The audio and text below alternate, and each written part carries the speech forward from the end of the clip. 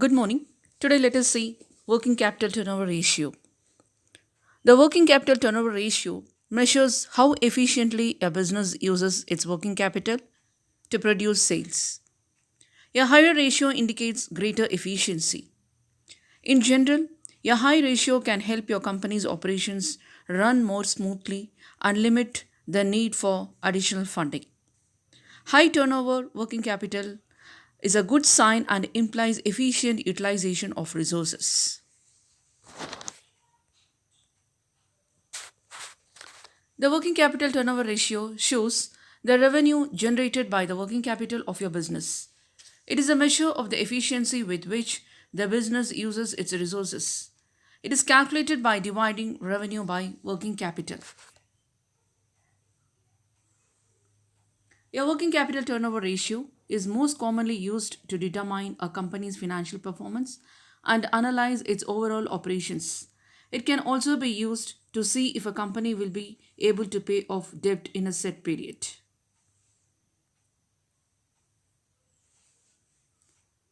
The formula to find out the working capital turnover ratio is revenue divided by working capital.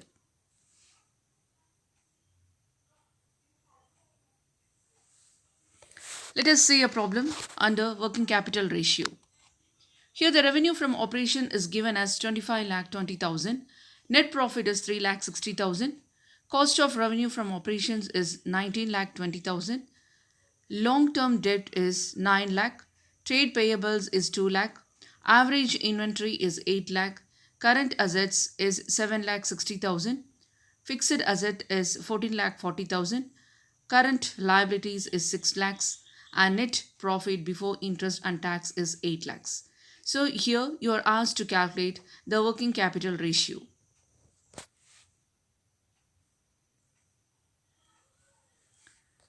The formula to find out the working capital ratio is revenue from operations divided by working capital. So working capital, the formula we have already seen that current assets minus current liabilities.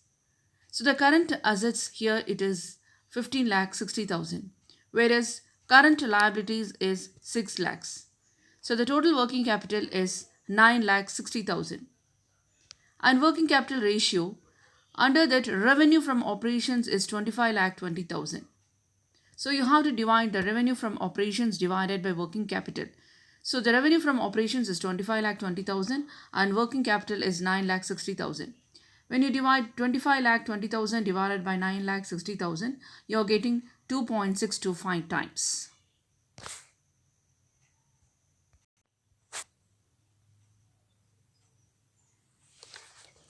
The next sum, here the question is the following is a profit and loss account for the year ended 31st March 2012. And here the trading and profit and loss account for the year ending 31st March 2012 as well as the balance sheet as on 31st March 2012 is given. Now here you are asked to prepare the stock turnover ratio. You have to calculate the stock turnover ratio from the following trading and profit and loss account as well as the balance sheet. So we all know that a stock turnover ratio can be used to measure the overall efficiency of a business. In general, higher inventory turnover indicates better performance and lower turnover inefficiency.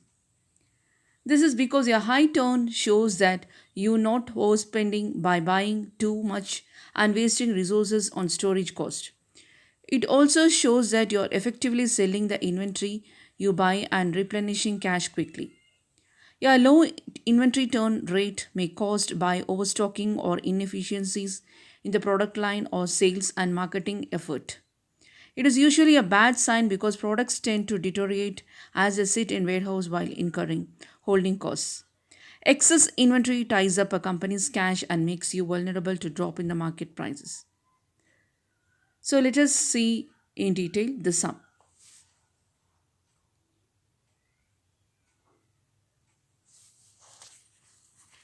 Stock turnover ratio. We have already seen the stock turnover ratio and the formula is cost of goods sold divided by average stock. So the cost of goods sold, the formula is sales minus gross profit. The sales is already given in the credit side of trading and profit and loss account, which is 1 lakh. As well as the gross profit is also given under the trading and profit and loss account, which is 50,000. So subtract 1 lakh minus 50,000, you will be getting 50,000. So average stock is equal to, the formula is opening stock plus closing stock divided by 2. So the opening stock is also given under the trading account, that is 10,000. Whereas the closing stock is given in the credit side of trading and profit and loss account, which is 15,000. So you can add opening stock plus closing stock, that is 10,000 plus 15,000 divided by 2. So you will be getting 12,500 as average stock. So when you apply the formula stock turnover turn ratio, the cost of goods sold you're getting as 50,000 and divided by average stock is 12,500. So when you divide 50,000 divided by 12,500, you're getting the stock turnover ratio is 4 times.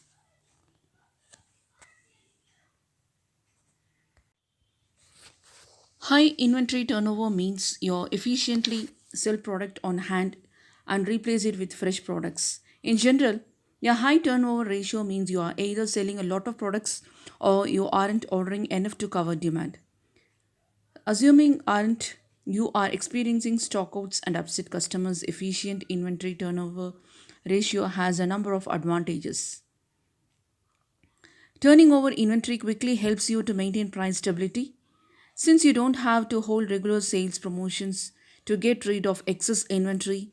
You can sell more items at regular places. It thus helps you to get the best profit margins on sales and also helps you to maintain brand and product quality images. Customers get used to paying the regular prices and are less likely to expect a discount also. And selling through more inventory allows you to negotiate better deals with suppliers in many cases. Distributors often offer volume discounts to companies which they buy a lot of inventory at once. High turnover also helps you to protect against waste from perishable or expired items. If you sell fresh fruit, for instance, high turnover helps you keep fresh stock for customers and minimize the amount of product thrown out due to rotting.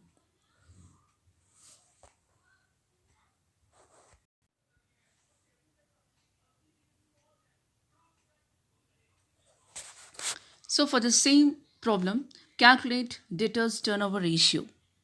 Students, we have already seen the debtors turnover ratio, otherwise known as accounts receivable turnover ratio, which measures a company's effectiveness in collecting its receivables or money owed by clients.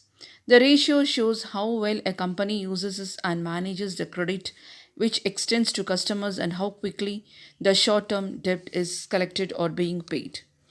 So here also you are given the same trading and profit and loss account for the year ending 31st March 2012 along with the balance sheet as on 31st March 2012. So you are asked to prepare the debtors turnover ratio.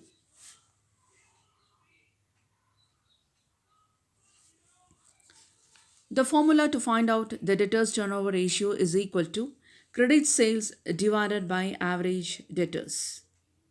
So average debtors is here is sundry debtors plus bills receivable. So you know where the sundry debtors. Sundry debtors is given in the balance sheet as on 31st March 2012. So the sundry debtors is 15,000 whereas bills receivable is 12,500. So you total it, you'll be getting 22,500. So credit sales is 1 lakh which is given in trading and profit and loss account. So the formula you're going to apply here is debtors turnover ratio is credit sales divided by average debtors, which is 1 lakh divided by 27,500, which gives you here is 3.64 times. So average debtors here is sundry debtors plus bills receivables.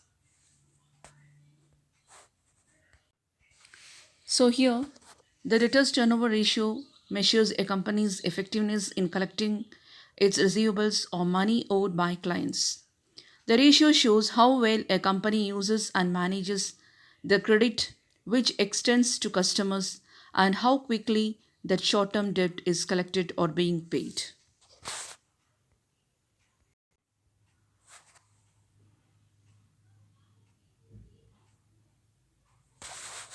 Calculate creditors turnover ratio. So here the same problem, trading and profit and loss account is given as well as the balance sheet is given. You are asked to find out the creditors turnover ratio. We have already seen creditors turnover ratio is also known as payable turnover ratio, creditors velocity and trade payable ratio. It is an activity ratio that finds out the relationship between net credit purchases and average trade payables of a business. Here, the trading and profit and loss account and balance sheet. With the help of these two aspects, we are going to find out the creditors turnover ratio. Let us see the problems in detail.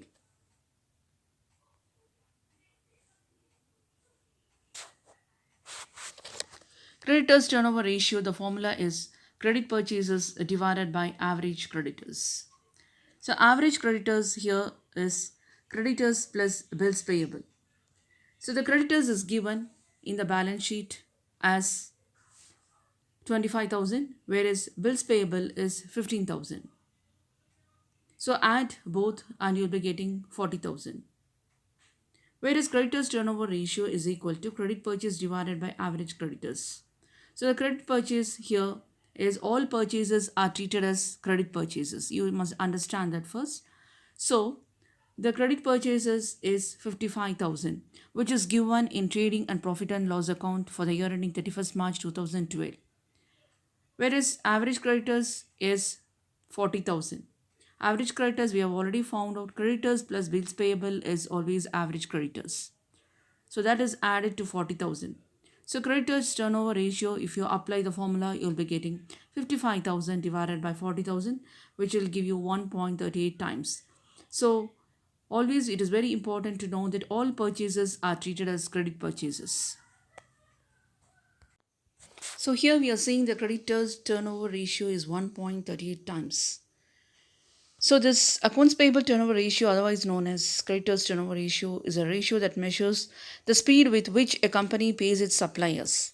If the turnover ratio declines from one period to the next, this indicates that the company is paying its suppliers more slowly, and maybe it is an indicator of worsening financial condition. That is, its financial condition is worst.